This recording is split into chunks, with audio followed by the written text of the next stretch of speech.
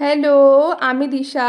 Good morning সবাইকে। তো প্রতিদিনকার মতো আজকেও সকাল সকাল ঘুম থেকে উঠে জানলাটা খুলে দেখি বাইরে কুয়াশা পড়েছে। আমি দেখে একটু অবাকই হলাম, গরমকালে কুয়াশা পড়েছে এটা ভাবাই যায় না। যাই হোক, আগের দিন হয়তো বৃষ্টি হয়েছিল, সেই কারণেই কুয়াশাটা হয়তো পড়েছে।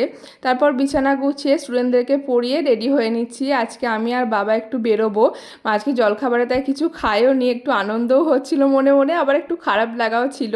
কারণ আমাদের বাড়িতে এতদিন যে ফ্রিজটা ছিল সেটাই খারাপ হয়েছে, সেই জন্য নতুন ফ্রিজ কেনার জন্য অনেক দিন ধরেই ভাবনা চিন্তা করছিলাম। আজকে ফাইনালি গেলাম ফ্রিজের দোকানে পছন্দ করার জন্য।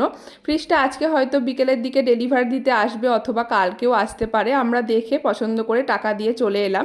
অনেক বেশ ভালো ভালো কোয়ালিটির ফ্রিজ ছিল। এখন তো নতুনত্ব অনেক কিছুই বেরিয়েছে ফ্রিজে।